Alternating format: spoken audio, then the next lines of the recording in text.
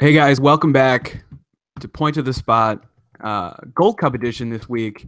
And one of the perhaps unexpected benefits of me working nights is that although the much plauded missing of pods in the evening hours, a benefit is that I do have the ability to interview people during the day.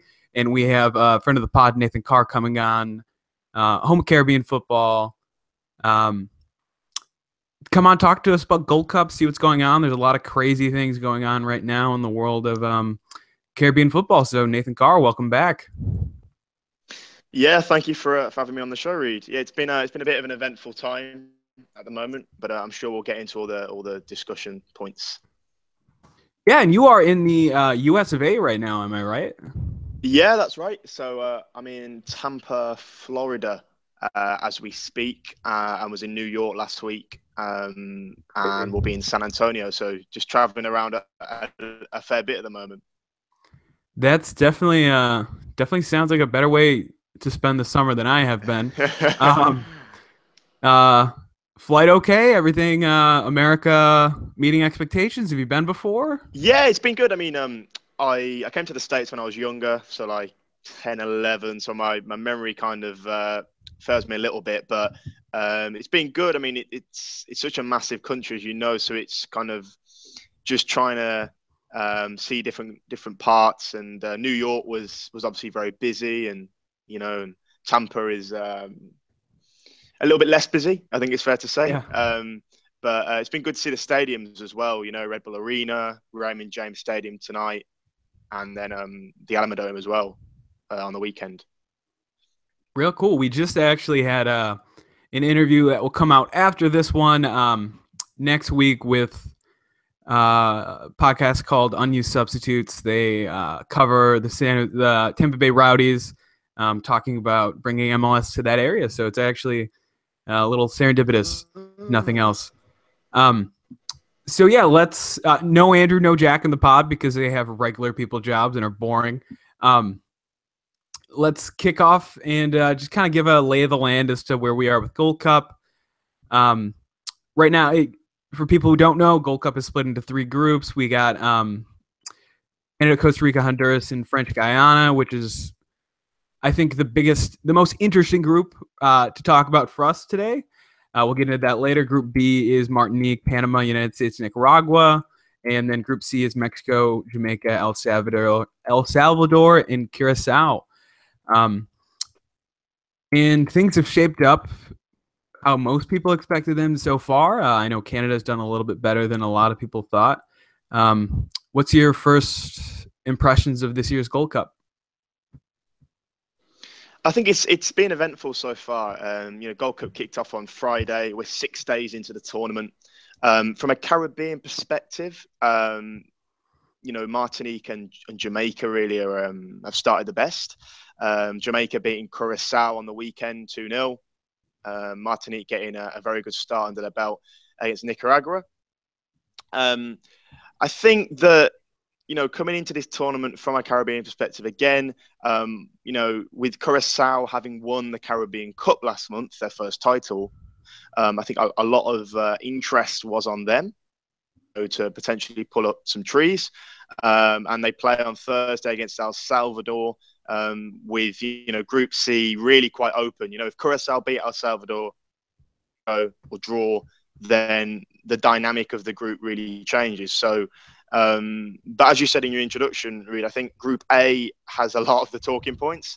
Canada, yes, top of the group on goal difference, doing better than probably what a lot of people thought. Been very impressed with Alphonso Davies, by the way. Yeah, very, very good player. He looks like 16, 17. And weirdly, yeah, really young. Like I had never heard the name before this tournament, and I think that's definitely one of the benefits of the Gold Cup is that we get kids like this kind of coming out of nowhere, and catching a lot of people's eyes. So this Gold Cup could be something. I think there's a lot of reasons to remember this Gold Cup, even in 2 games down. But he might be one of them that we look back on. Yeah. Yeah, scored 2 goals as well against French Guiana. He was really, really good, very, very quick. But point kind of doing better than expected. French Guiana, of course, as we'll we'll more than likely get onto Florent Malouda, the whole situation there. Where to start? I mean, I don't really know where to begin with the Florent Malouda situation. It's to say it's messy is a bit of an understatement. Basically, Malouda, he played yesterday, actually. He captained French Guiana in their 0-0 draw with Honduras, a game in which French Guiana actually applied themselves very well and were unfortunate not to even win the game. And he played, he captained, and CONCACAF, the disciplinary committee, are going to get involved after Honduras complained, because Malouda, in a nutshell, CONCACAF has said, Malouda, you are ineligible to play. You are not allowed to play in this tournament. And French Guiana have said that he is eligible, and there's back and forth. They're at loggerheads. Yeah, I'm not sure how deep we want to go into it, but that's certainly a big talking point at this tournament so far. Yeah, no, I think we should actually dig our teeth into this, because this is definitely like breaking news and just weird. One of the most CONCACAF Gold Cup things that could have happened. For those listeners who don't know, Florent Malouda, he was on that Lyon team that was the PSG of France before PSG had its oil money. So they were the reason why people say Lyon is the team that has the players that will be on your team in 3 years is because of that generation. The early 2000s, Lyon won many back-to-back titles. They were a dominant force in France. And he spent a lot of his time there, over 100 caps there. He won a couple trophies at Chelsea. He's a international name. Now he's at Delhi Dynamos in India, trying to build that league. That India is a footballing nation that's kind of slowed in recent years, but yeah, a superstar of days gone by that French Guiana have just kind of decided he's born in French Guiana. He declared for the French national team. He had a very illustrious career with that national team, and now is playing in the Gold Cup. And do we know why they're doing this? Is the question on my lips. Why French Guiana are being so defiant, you mean? Yeah, why are they choosing to play him? Why do they want him to play so bad at the age of 37?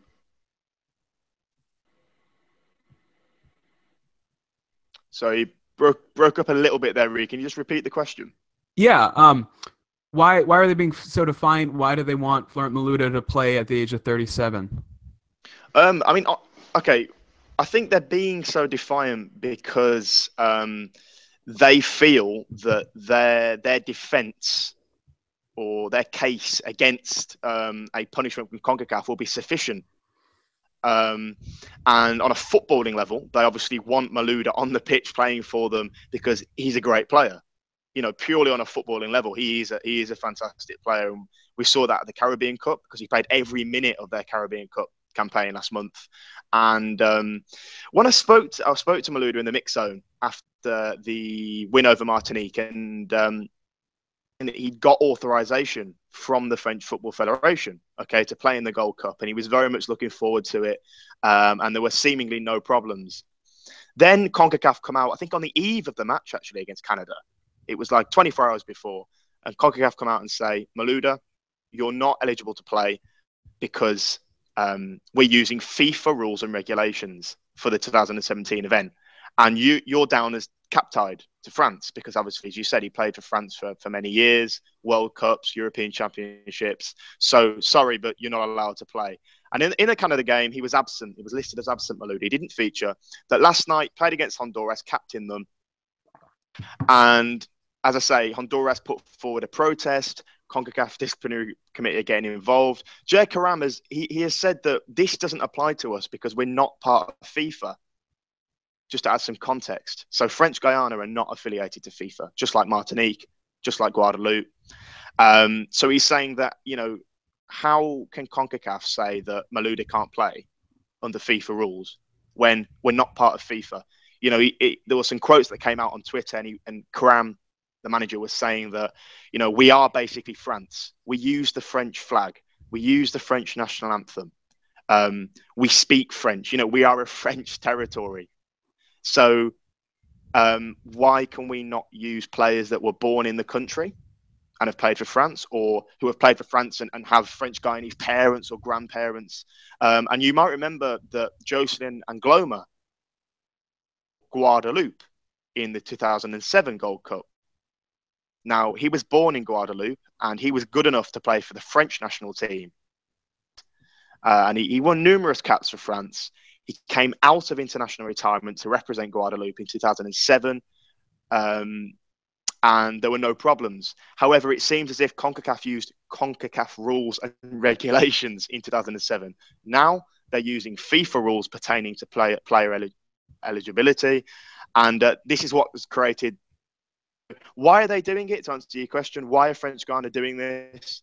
I think it's because they feel confident in their ability to put forward a good quality case that they'll argue against CONCACAF, and they'll say, Malouda is eligible. All of this wouldn't have happened if French Guiana were FIFA affiliated. They're not, and this is where we're at the moment. It's very messy, and it's a shame actually that we can't just focus on the football on the pitch, and that this is such a big off-field talking point. But yeah, and it's actually a pretty decent case that they have now that you kind of break it down, because you read on Twitter that a former French international player rolls out as ineligible and plays anyways. It's kind of dumbfounding almost, but knowing that they're, French Guiana, non-FIFA member, CONCACAF have done something similar to this in the past. They are just kind of breaking into the FIFA rules. It's a decent case, and it's definitely one to watch, that he could actually play a role in this. Do we know the consequences of a forfeit for this group? Do you think a forfeit in this game that perhaps Honduras was closer to losing than winning, is this going to have major consequences for Group A? Yeah, it's been heavily rumored that French Guiana would forfeit the match against Honduras 3-0. So, as I said before, they drew 0-0 last night in Houston, but because of playing Malouda, CONCACAF have kind of threatened, is that the right word? Threatened to punish them, and they'd say that French Guiana would lose the match 3-0. That would put them on 2 defeats and, pretty much tournament over for them. But French Guiana, they're seemingly, if they didn't care, they clearly don't care, do they? Because or they feel as if their defense, as I say, is good enough to kind of fight against CONCACAF. What I don't get about this though is why this has only happened now, because the preliminary 40-man squads, had to be announced last month. So did the final 23-man squads. Malouda was listed on both. Nothing was said, as far as I'm aware. Nothing was said between both parties, and it was only on the eve of the game that a CONCACAF spokesperson actually brought this up and said, "Malouda, you've played for France in a competitive game. You're not allowed to play in this tournament." But why? Do you get on correct? Like, why was this not revealed when the squads were named? So this didn't happen. Yeah, this is definitely in the immortal words of Andrew Ball, peak CONCACAF.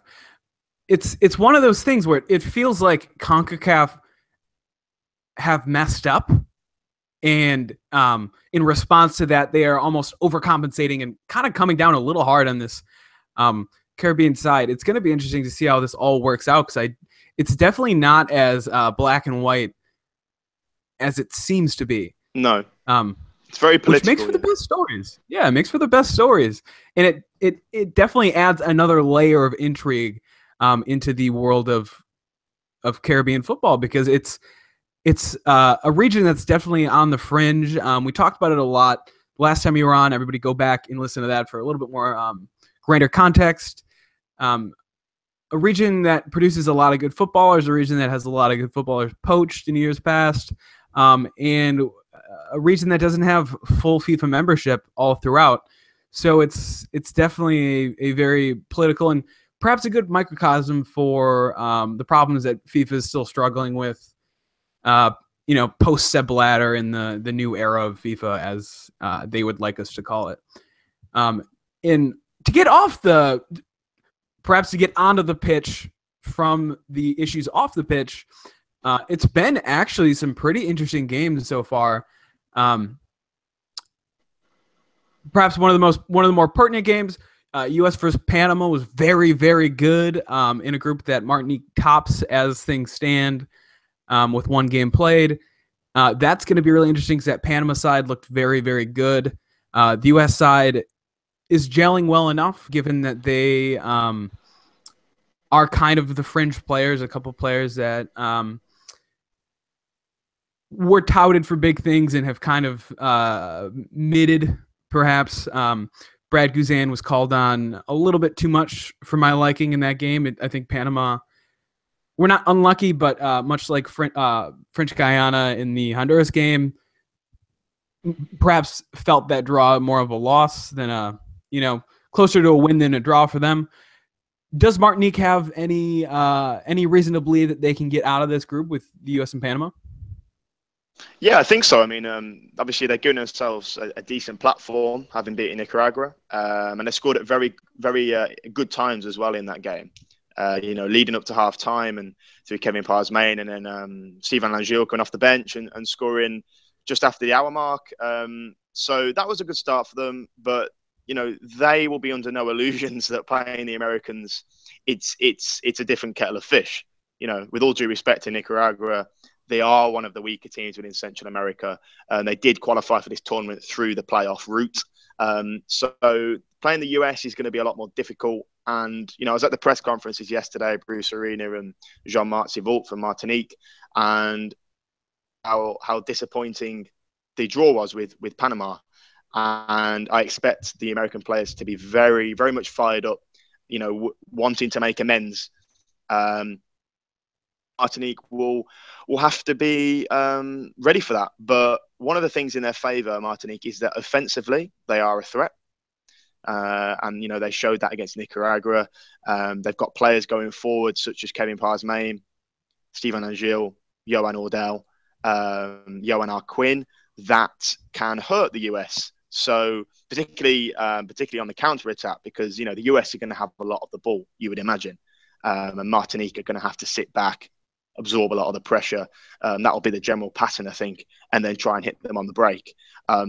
They stand a decent chance of going through. It's worth, just any listeners that don't know, it is worth reminding people that the two best third place teams advance to the quarterfinals in the Gold Cup. So, as we've seen historically, some teams that have literally,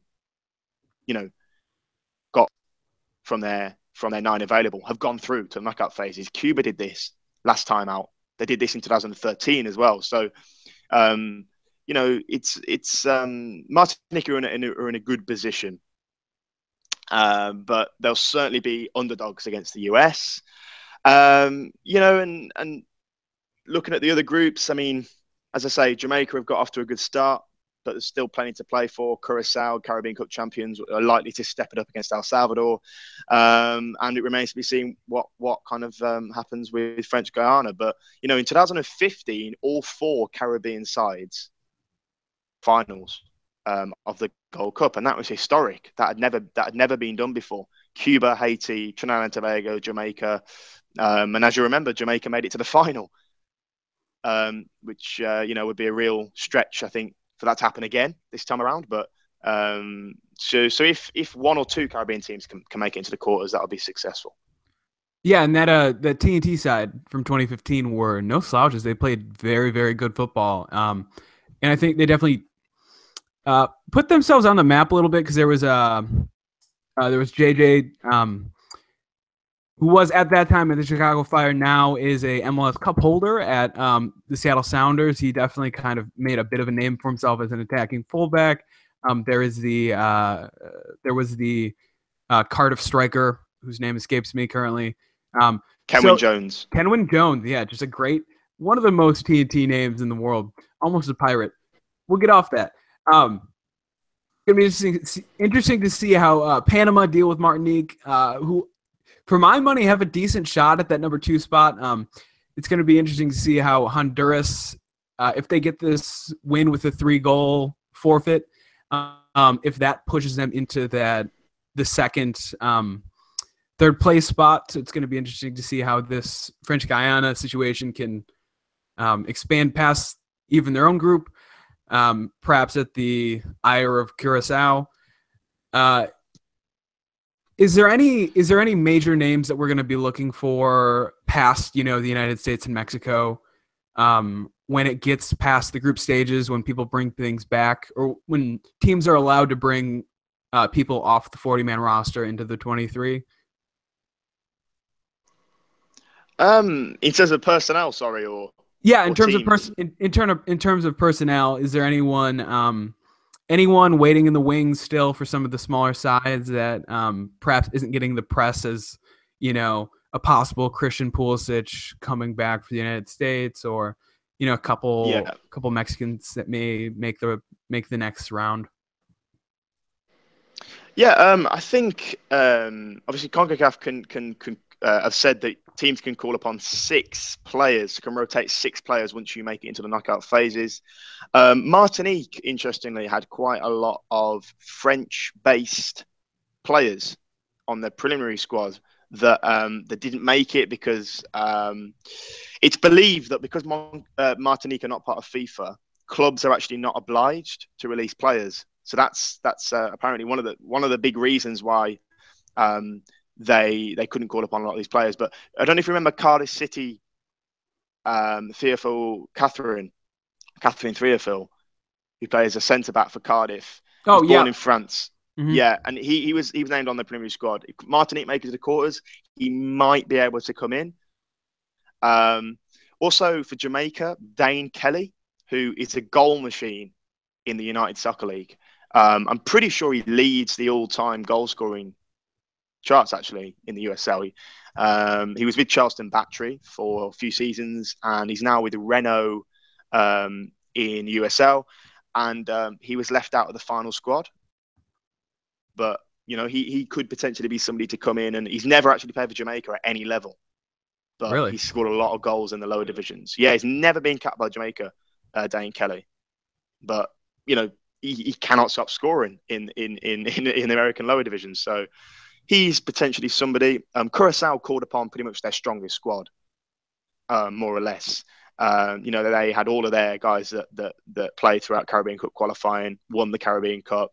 Interestingly, with them, not sure if you've seen this, Cuco Martina, the captain, it's been reported that he has had to leave camp. He's had to leave Curacao, fly back to England because he's joining Everton. Teaming up with Ronald Koeman. So he's had to get that transfer sorted, which is a blow for Curacao because, he's a big player for them.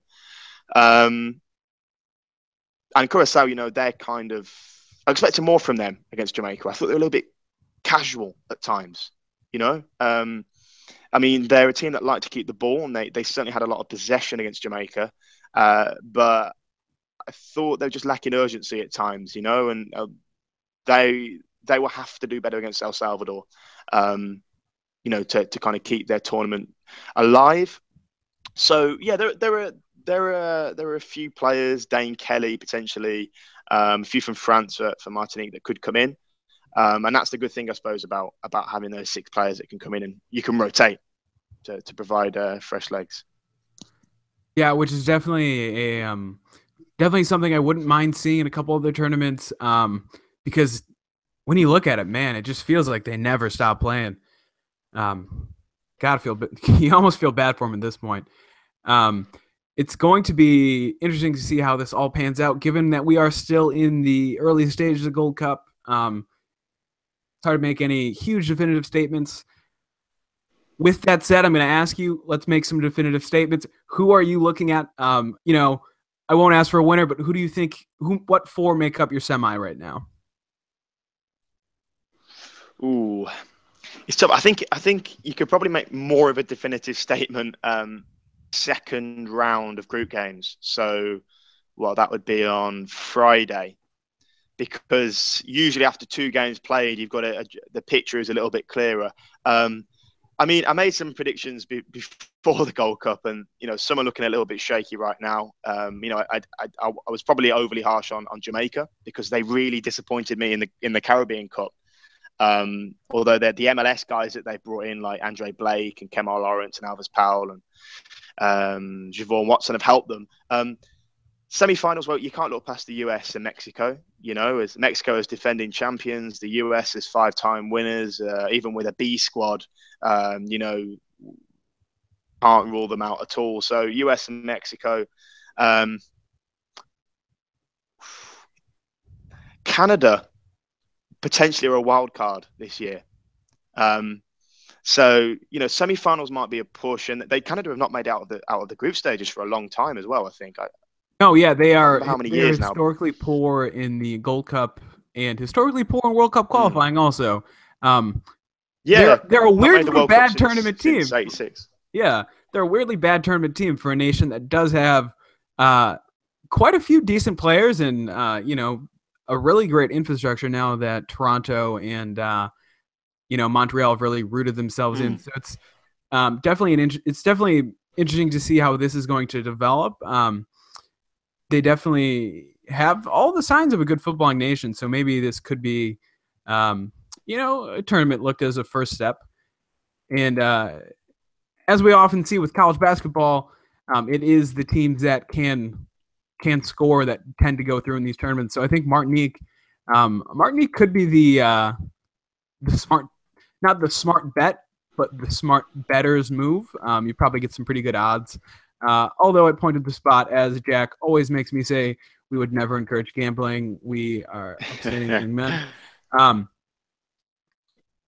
biggest thing that I think, well, perhaps not the biggest thing, but another really weird, another large talking point currently at the Gold Cup right now is that Juan Carlos Osorio is serving a 6-match ban, banned from the touchline because of his aggressive antics on the sidelines of the Confederations Cup.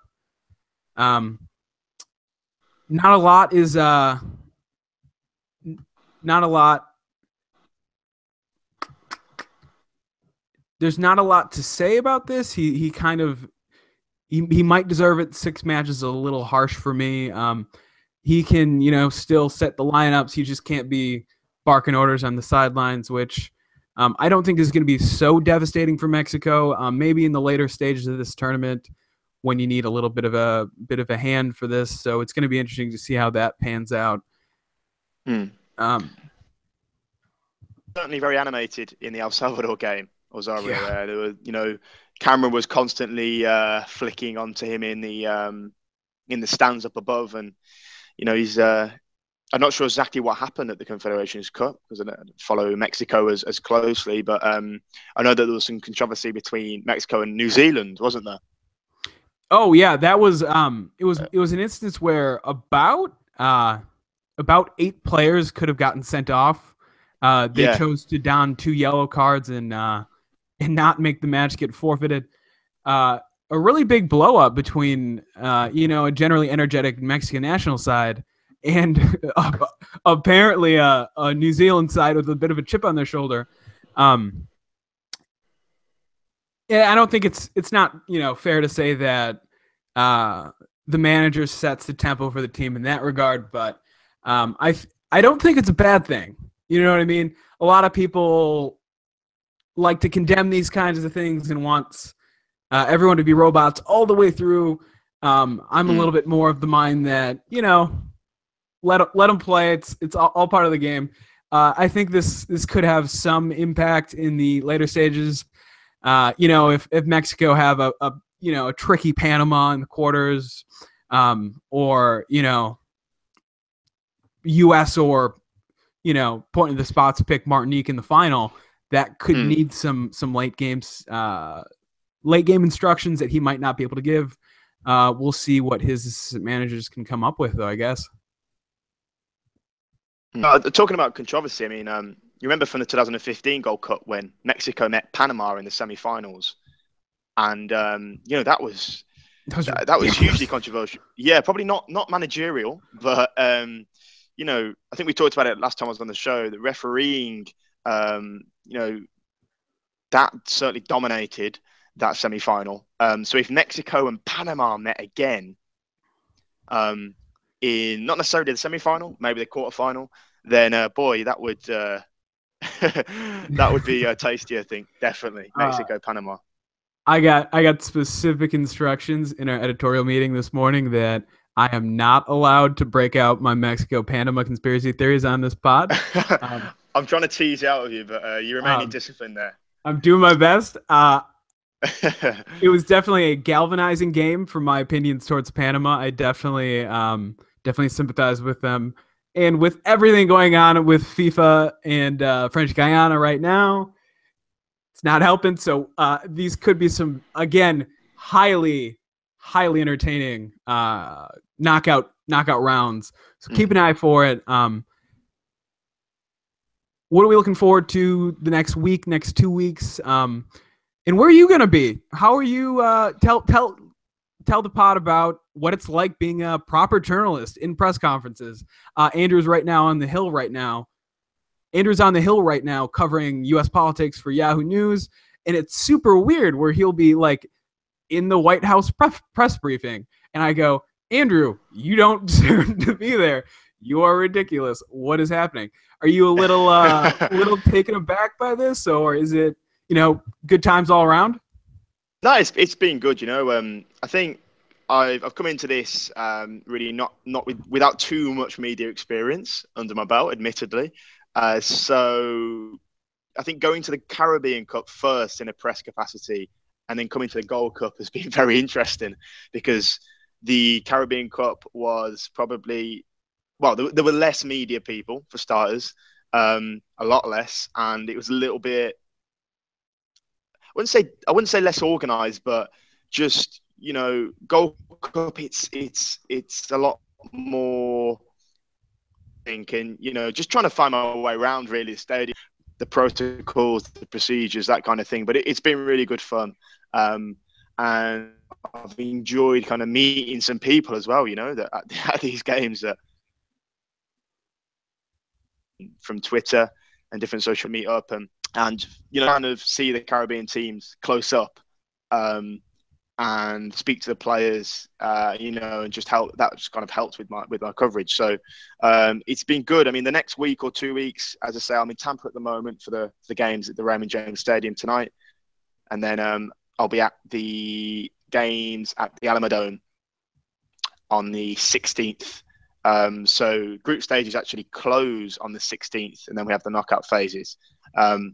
So, I was speaking to someone yesterday, and they were saying that, the tournament really starts when the quarterfinals begin, which I think is a little bit harsh to say, because you can't just, you can't just exclude the whole of the group stages. I mean, they are important, and, that's often where you get to see the kind of the lesser known teams, if you like, perform. But I do hope that we can see Caribbean representation in the quarterfinals, and as I say, Jamaica and Martinique, they have started the most promisingly at the moment, but I do expect Curacao to pick it up. And with French Guiana, it's such a difficult situation, and many people will remember Guyana for the whole Malouda thing. They won't remember other players or what happened on the pitch necessarily. And while it's good that they're getting publicity in this way, this kind of publicity, I think it's a bit of a shame, really. You'd rather be talking about Malouda and the positive impact that he's having, and and how he's helping inspire the locally based players, and how he's representing his country of birth at a time when French Guiana socially are going through really difficult times. There's been huge protests in the country over social care, over health care, over education. So it's a real difficult time for them. And, I think that the people will look back on it and think, well, French Guiana, Malouda. So I've seen that international media as well have picked up on this. Media from various countries are following it now because of Malouda. But yeah, it'll be interesting to follow French Guiana and what happens.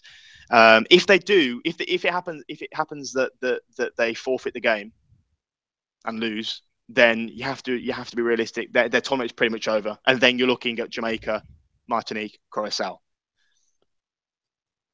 We will definitely see, and it's hopefully that once we get past this disciplinary commission ruling, maybe the Maluda news can kind of act as a, not a like for what Drogba did in Cote d'Ivoire, but perhaps he could, perhaps it could help to shed a light onto some of the things going on, because it is hard to fit all of the, context for French Guiana in a tweet, as people would prefer to do.